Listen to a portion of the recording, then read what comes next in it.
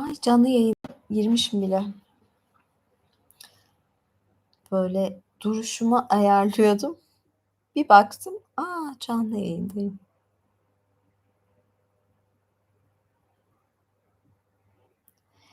Evet.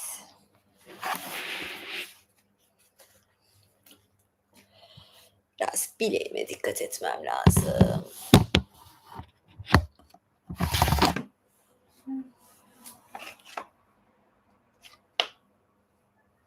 Azıcık geri alacağım kamerayı.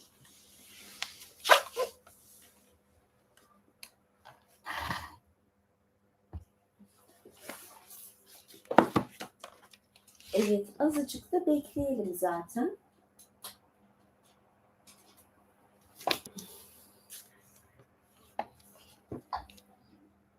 Uzun bir ara oldu. Ben de özledim yayın yapmayı ve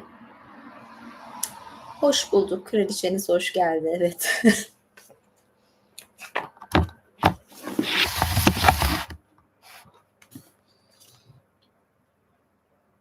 Selamlar. Aslında üyelerime canlı yayın yapıyordum da pek böyle masallarla karşınıza gelememiştim. Dedim bugün biraz özleyin kıymetimi bilin dedim. Değil mi? Bu arada bu bileğim şiş. Yani bayağı bir şiş. Merdivenden düştüm. Nazar değdi herhalde. O yüzden böyle bolca nazarlıklarımı taktım. Aslında böyle ayağıma daha bol nazarlıklı hallar, yüzükler falan takmam lazım diye düşünüyorum. Yani burada yüzük var, kraliçe yüzüğüm var ayak parmağımda, hallar var, beyazlar var, o var, bu var. Ama yani burası biraz şiş ve yarası da var. 2 gündür dikkat ediyorum. Bugün biraz daha iyi. Şöyle azıcık yorumlara bakayım ve birazdan başlayalım. Ama çoktandır yapmadığım için özledim. Bir iki sohbet edebiliriz başlamadan. Önce dikkat edeyim ben.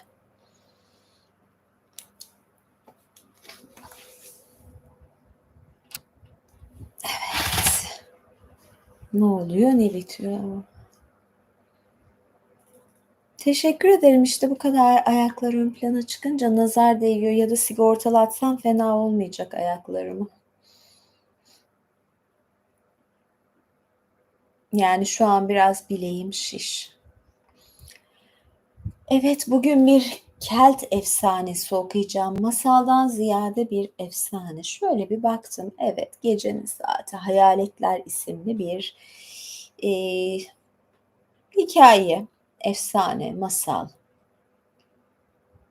Herkes Samadhi'de meditasyona giriyor olamaz. Samadhi'de dışarıdan hiçbir uyarım yoktur. Şöyle ekrana bakayım. Yani Samadhi aşamasında ne beni görürsünüz ne başkasını görürsünüz. Sonsuzluk ve hiçlik gibi bir şeydir. Öyle bir durum olmuyor. Tamam, Samadhi kelimesini öğrendiniz belki ama bunda değil, bunda uymuyor. Evlenmeyi düşünmüyorum kimseyle.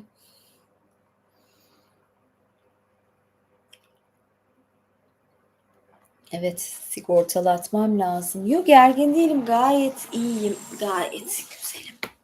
Hatta böyle çok pozitif bir moddayım. Dedim ki madem bu kadar pozitifim, bunu sizlerle de paylaşayım. Bir masal okuyayım. Gayet iyiyim yani.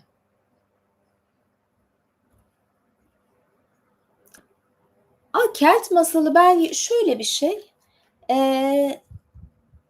YouTube diyorum. Instagram'da sordum ne okuyayım diye. Yani böyle çok cevap gelmedi. Bir kişiden duyunca ben de bunu okuyayım dedim. Var mı buradan gelecek istek bir masalı göreyim. O zaman öyle bir şey okuyayım. Var yani.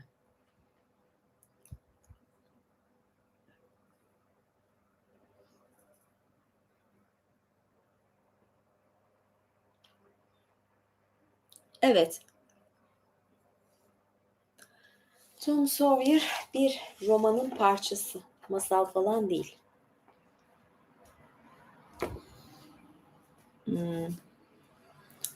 Yani Yunan mitolojisi Homeros zaten kim ama mesela? Yaratılış destanı yani hangi mitolojiye göre bir sürü uygarlığın yaratılış destanı vardır. Mısır masalı var. Mısır masalını hatta şey diyordum.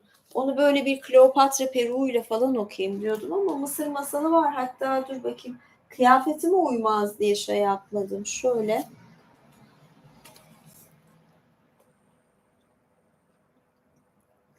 Yani bazı şeyler için bana mail atın. Küçükken ben de doktor olmak istiyordum. Hatta cerrah olmak istiyordum. Bebeklerimi, kollarını, bacaklarını, kafasını hepsini parçalardım. Masanın altına dizerdim. Az psikopattım belki de. Cerrah olmak istiyordum ya. Cengiz Han destanı. Şimdi bu Cengiz Han bilindik biri yani. Hani bunun destanı değil, tarihi bir şey. Kelt zor geliyor zaten Keltleri okumak. O zaman Mısır'dan bir masal okuyayım. Bazen bakıyorum çok kısa, bazen uzun.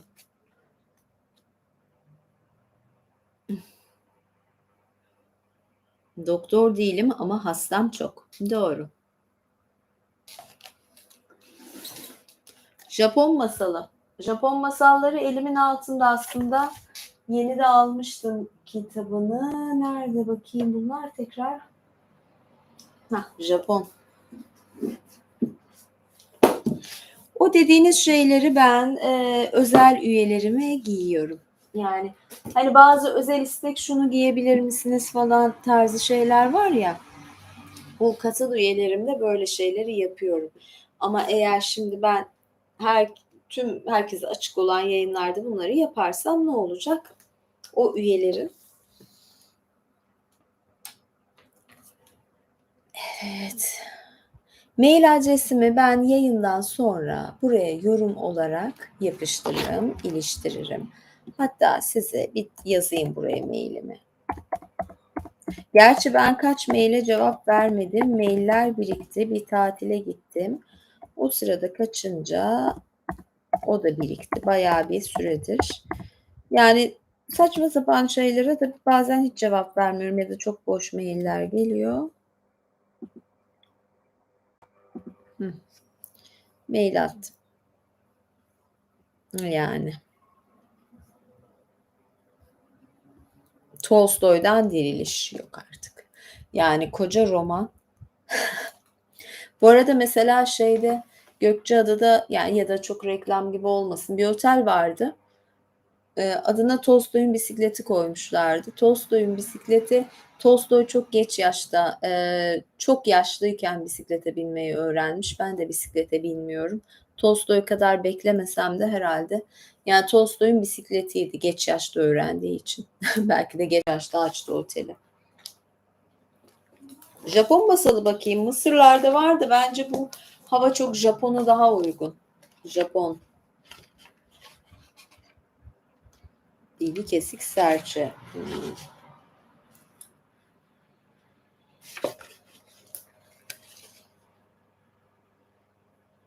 Ben o otelde kalmadım. Gökçeada'da kaldığım yerlerden memnundum. Ama isim veremem. Bu şey olmaz şimdi.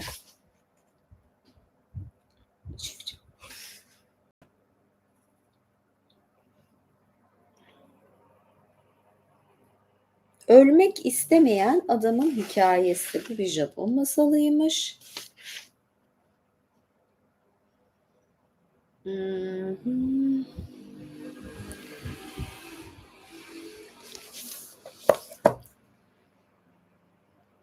Evet başlayayım değil mi? Mısır. Yok Japon alacağım ya. Geçiyorum ben şimdi okumaya. Evet. Kurumuş ağaçları yeşillendiren yaşlı adamın hikayesini mi okusam yoksa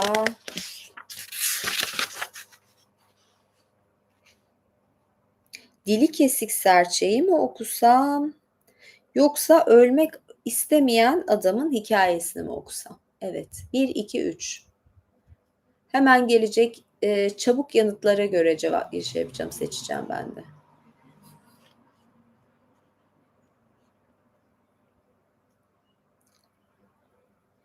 İkiye geldik. Ölmek istemeyen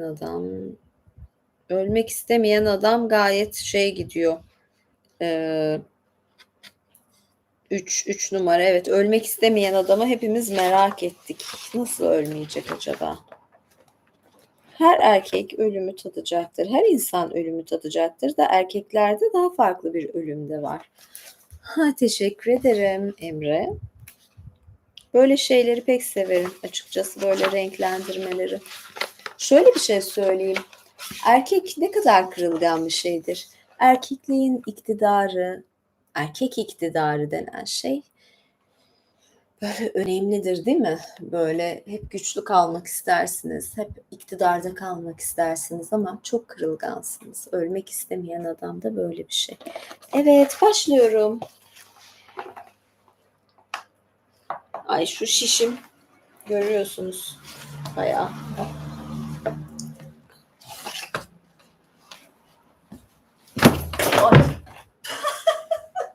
Çok fena. Ay böyle yıkılıyor etraf. Azıcık ben sığmıyorum.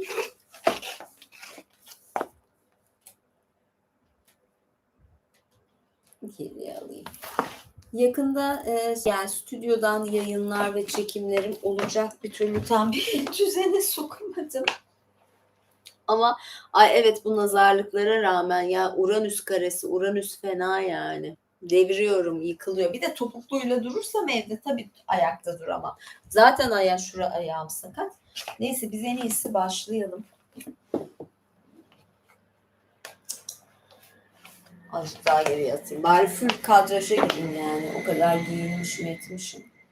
Evet.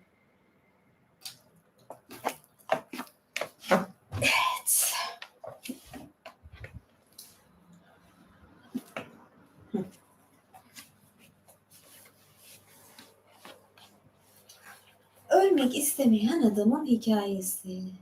Evvel zaman içinde Santora adlı bir adam yaşardı. Sentaro adlı bir adam yaşardı. Soyadı milyoner anlamına geliyordu. Gerçi milyoner falan değildi ama yoksul da değildi. Babasından küçük bir servet kalmıştı. Bu parayla yaşıyordu. Geçim derdi yoktu. Çalışmayı da düşünmüyordu. Ta ki 32 yaşına basıncaya kadar. Bir gün sebepsiz yere aklına hastalık ve ölüm düştü. Hasta olmak ya da ölmek düşüncesi onu perişan etti. En az 500-600 yaşına kadar hiç hasta olmadan yaşamak isterim dedi kendi kendine. Sıradan bir insanın ömrü çok kısa. Sade ve tutumlu bir hayat sürerek ömrünü dilediği kadar uzatması mümkün olabilir miydi? Kadim imparatorlar tarihinde binlerce yıl yaşamış imparatorlardan bahsedildiğini biliyordu. Mesela Prenses Yamato vardı. 500 yıl yaşadığı söyleniyordu. Rekor uzunlukta bir ömre dair son hikaye buydu. Sentaro Shin no Shiko adlı bir Çin kralının öyküsünü işitmişti. Bu kral Çin tarihindeki en yetenekli, en güçlü hükümdarlardan biriydi. Büyük, bütün büyük sarayları o yaptı. Hatta Çin Seddi bile onun eseriydi. Dilediği her şeye sahipti ama saraydaki lükse, danışmanlarının bilgeliğine ve yönetiminin şanına rağmen mutsuzdu. Çünkü bir gün ölüp bunların hepsini bırakmak zorunda olduğunu biliyordu. Böyle bir gerçek var. Gece yattığında, sabah kalktığında gün boyu ölüm düşüncesi Shin no Shiko'nun peşini bırakmıyordu. Bu düşünceden kaçamıyordu. Keşke ölümsüzlük suyunu ele geçirebilseydi. İşte o zaman mutlu olacaktı. Size bir soru. Ölümsüzlükle ilgili, ay teşekkür ederim. Ölümsüzlükle ilgili size bir iksirden bahsetmiştim Hint mitolojisinde. Hatırlıyor musunuz bakalım onu? Sınav gibi bir şey yapıyorum şu anda. O iksirin adı neydi? Dönüşte geleceğim. Keşke ölümsüzlük suyunu ele geçirebilseydi. İşte o zaman mutlu olacaktı. Ölümsüzlük suyunun nerede olduğunu da biliyorum bu arada. Neyse. Nihayet imparator saray halkını toplayıp hakkında çok şeyler okuyup işittiği ölümsüzlük suyunu bulup bulamayacaklarını sordu. Saray halkından Jofuku denizlerin altında Horizon adlı uzak bir ülke olduğunu, orada yaşayan bazı keşişlerin ölümsüzlük suyunu elinde bulundurduğunu söyledi. Bu muhteşem sudan bir yudum içenler sonsuza dek yaşıyordu. İmparator Jofuku'ya Horizon ülkesine gidip keşişleri bulmasını ve sihirli iksirden küçük bir şişe getirmesini emretti. En iyi gemilerinden birini hazırlattı. Gemiyi Jofuku'nun keşişlere hediye olarak vermesi için hazineler ve değerli taşlarla doldurttu. Jofuku, ben bunu Horizon diye okudum. Herhalde öyledir. Horizon ülkesine doğru yelken açtı ama onu bekleyen imparatora geri dönmedi. Ancak o zamanlardan beri Fuji Dağı'nın öyküdeki Horizon ülkesi ve iksirin sırrına sahip kişilerin yuvası olduğu Jofuku'ya da koruyucu tanrı olarak tapındıkları söylene gelmiştir. İşte Centauro bu hikayede anlatılan keşişleri bulmaya karar verdi. Onların arasına katılarak ölümsüzlük suyunu elde edecekti. Çocukluğunda dinlediği hikayelerden hatırladığına göre keşişler Fuji Dağı'nın zirvesinde yaşıyorlardı. Evini akrabalarına emanet edip araştırmasına başladı. Ülkenin dağlık bölgelerini dolaştı, zirvelere tırmandı ama keşişleri bulamadı.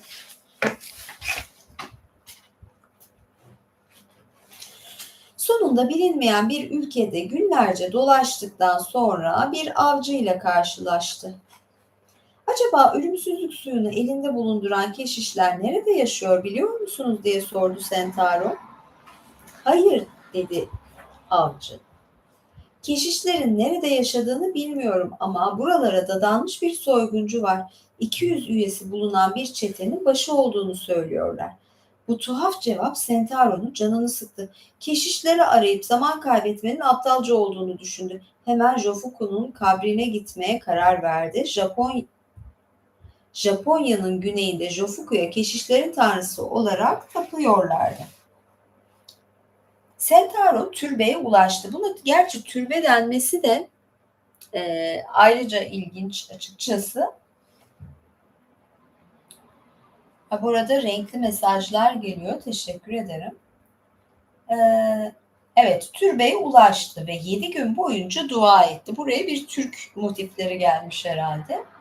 Bu kadar çok istediği şeyi bulabilmesinde ona yol göstermesi için Jofuku'ya yalvardı. 7. gün vakit gece yarısıyken Sentaro tapınakta dizleri üzerinde dua ettiği sırada tapınağın en iç kapısı açılıverdi. Işıklar saçan bir bulutun içinde Jofuku belirdi. Sentaro'ya yaklaşmasını söyleyip dedi ki, "Arzum bencilcedir ve kolayca bahşedilemez. Ölümsüzlük suyunu bulmak için keşiş olmak istiyorsun. Peki keşiş hayatının ne kadar güç olduğunu biliyor musun? Keşişler yalnızca meyve, böğürtlen ve çam ağacı kabuğu yiyebilir. Keşişler kalpleri altın kadar saf ve dünyevi isteklerden uzak olsun diye kendilerini dünyadan tamamen koparmak zorundadır. Tabii sonsuza kadar yaşayacak ama bir sürü dünyevi zevkten uzak olacak.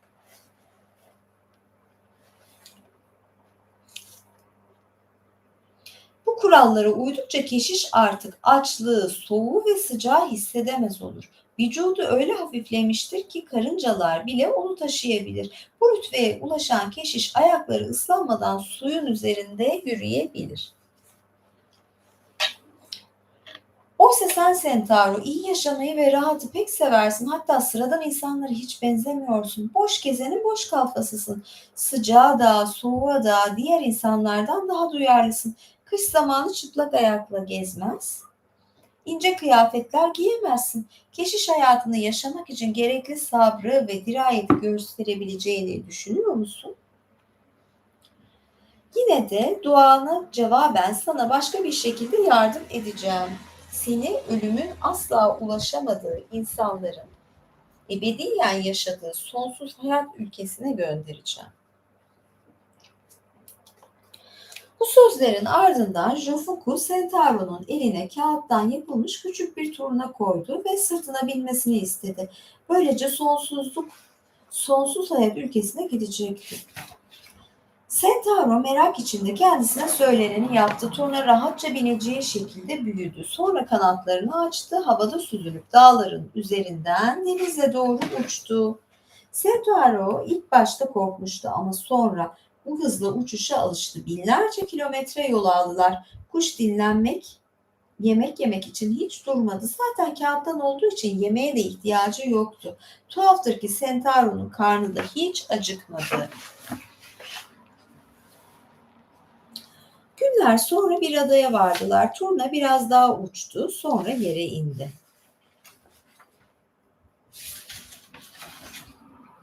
Sentaro kuşun sırtından iner inmez Turna kendiliğinden hemen katlanıp Sentaro'nun cebine girdi. Sentaro merakla etrafına bakmaya başladı. Sonsuz hayat ülkesinin nasıl bir yer olduğunu çok merak ediyordu.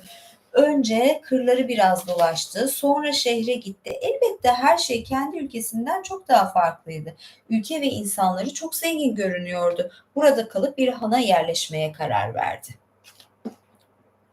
Hacı nazik bir adamdı. Sentaro yabancı olduğunu ve kalacak bir yer aradığını anlayınca Sentaro'nun rahat etmesi için şehrin valisiyle görüşüp gereken her şeyi ayarlayacağını söyledi. Hatta misafiri için bir ev buldu. Böylece Sentaro'nun en büyük dileği gerçekleşmiş oldu ve sonsuz hayat ülkesinin sakinlerinden biri oldu. Adalıların hatırlayabildiği kadarıyla burada hiç kimse ölmemişti. Hastalık bilinmeyen bir şeydi. Hindistan ve Çin'den rahipler gelip cennet adında güzel bir ülkeden söz etmişti. Burada tüm insanların kalbi mutluluk ve neşeyle doluydu ama cennet kapılarına ancak ölümle ulaşılabilirdi. Bu gelenek nesilden nesile aktarıldı ama sonunda cennete gidildiği dışında ölüme dair hiçbir şey bilen yoktu. Zaten aslında burada cenneti yaşıyorlar. Niye ölecekler ki yani? Zorları ne, değil mi? Sentaro o sıradan insanlardan farklı olarak bu ülkede yaşayanlar ölümden korkmak yerine onu arzuluyordu. Hepsi bitmek, tükenmek bilmeyen hayatlarından bıkmıştı ve rahiplerin yüzyıllar önce anlattıkları cennet adlı mutlu ülkeye gitmek istiyorlardı. Sentaro bütün bunları adalılarla konuşarak öğrendi. Duyduklarını ve gördüklerini düşününce her şeyin tersine döndüğü bir ülkede bulunduğuna karar verdi. Burada her şey alt üst olmuştu. Ölümden kaçmak istemişti. Sonsuz hayat ülkesine büyük bir neşeyle gelmişti ama kaderlerine ölümün yazılmadığı ada sakinlerinin ölebilmeyi mutluluk addettiğini görmüştü. O ana kadar zehir sandığı şeyi bu insanlar sağlıklı gıdalar olarak yiyordu. Sentaro'nun alıştığı yiyecekleri ise beğenmiyorlardı. Başka ülkelerden tüccarlar geldiğinde zengin insanlar zehir almak için onlara koşuşturuyordu. Zehirleri hevesle yutuyor, cennete gidebilmek için ölmeyi ümit ediyorlardı. Fakat başka diyarlarda öldürücü olan zehirler bu tuhaf yerde hiç tesir etmiyordu. Ölme umuduyla zehirleri yutan insanların sağlığı daha da artıyordu. Ölümün neye benzediğini hayal etmeye çalışıyorlardı ama nafile varlıklı olanlar hayatlarını 2 ya da 300 yıla indirebilmek için bile bütün zenginliklerinden vazgeçmeye hazırlardı. Hiçbir değişiklik olmadan ebediyen yaşamak bu insanları bezdirmişti. Bu dönemlerde çok satılan bir ilaç vardı. Bunu 100 yıl kadar kullandıktan sonra saçların beyazladığı ve bazı mide hastalıklarının başladığı söyleniyordu. Aa. Sentaro restoranlarda zehirli kirpi balığının servis edildiğini ve insanların bunu enfes bir yemek olarak yediğini görünce şaşkına döndü. Seyyar satıcılar kuduz böceklerinden yapılmış soslar satıyordu sokaklarda. Bu korkunç yiyecekleri yediklerinde hiç kimse hastalanmıyordu. Sentaro çok mutluydu. Kendi kendine yaşamaktan asla usanmayacağını söylüyordu ama ölümü dilemek ona büyük bir saygısızlık gibi geliyordu. O binlerce yıl yaşamak ve yaşamdan zevk almak istiyordu. Kendine bir iş kurdu ve o an için memleketine dönmeyi aklının ucuna bile getirmedi.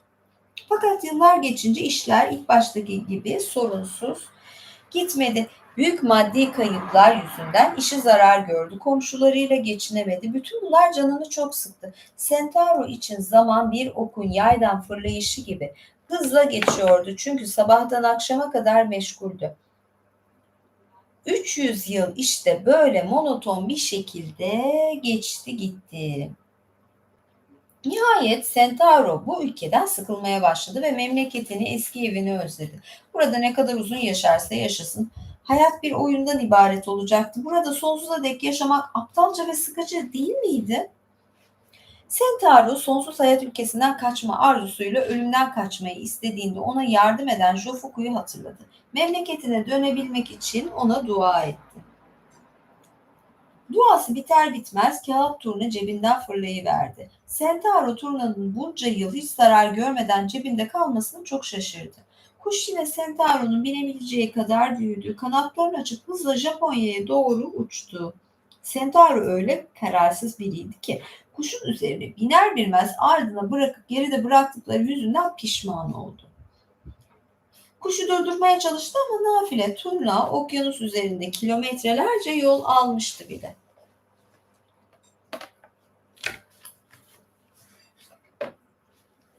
Sonra bir fırtına çıktı ve muhteşem turna ıslanıp buruştu, denize düştü. Sentaro da onunla birlikte suyun dibini boyladı.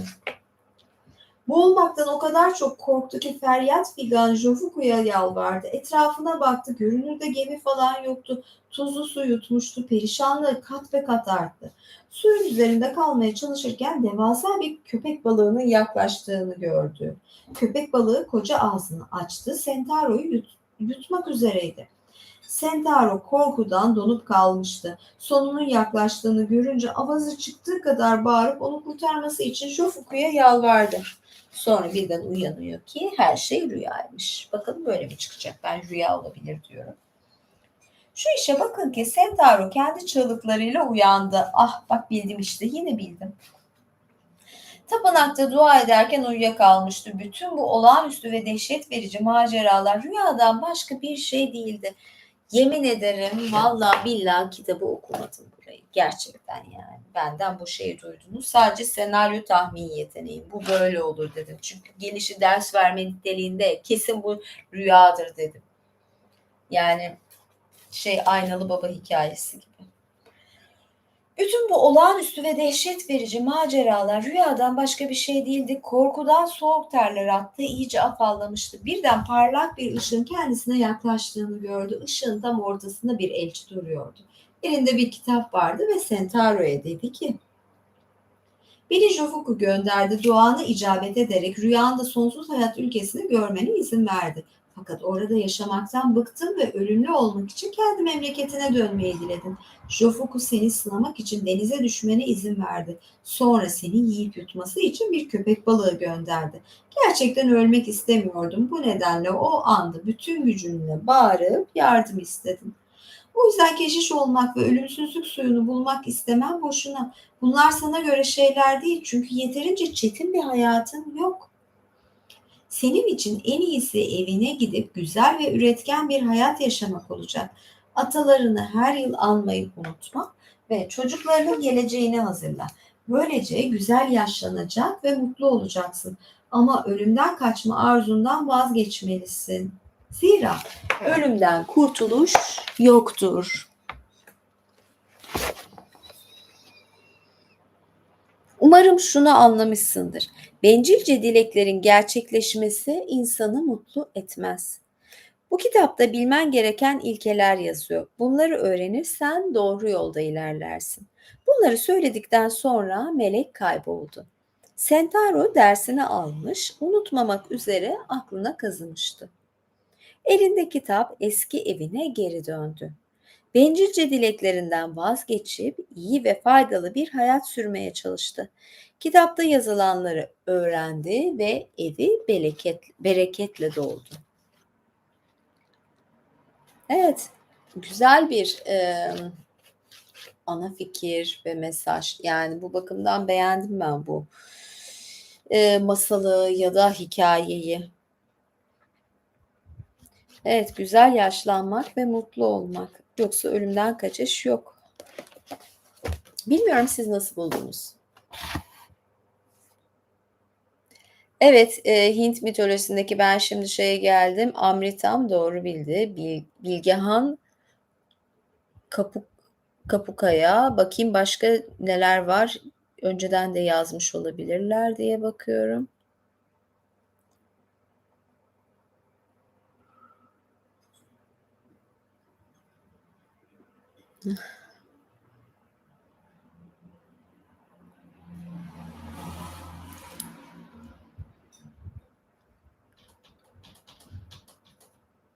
Evet.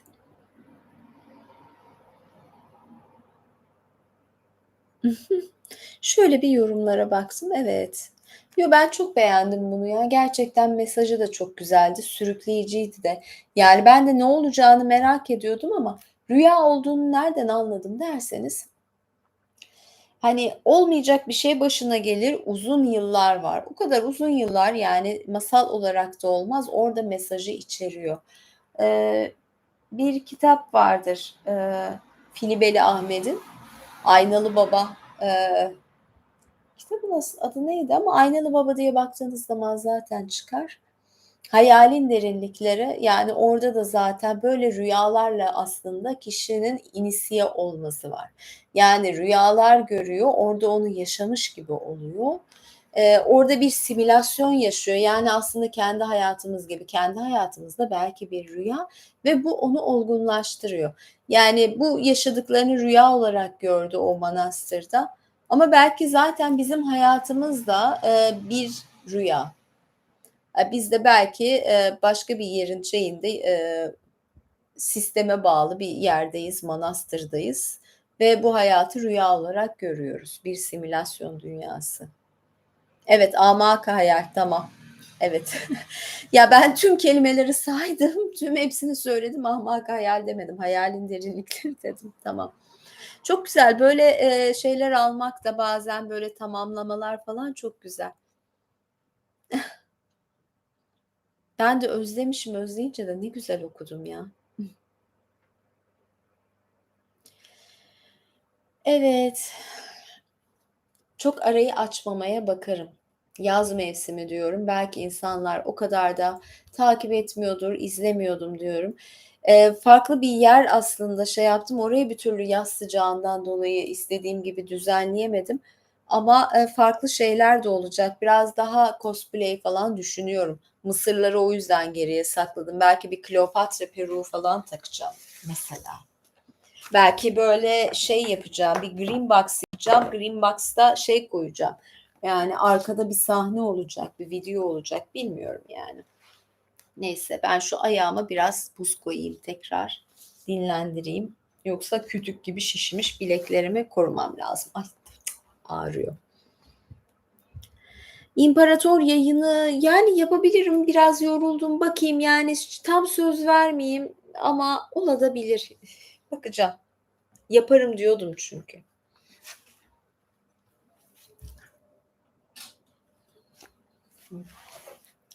Her şey var. Şey odaklı mı diyorsunuz? Tamamen öyle değil ama evet. Neyse. Hoşça kalın diyorum. İyi geceler, iyi hafta sonları. Görüşmek üzere. Bay bay.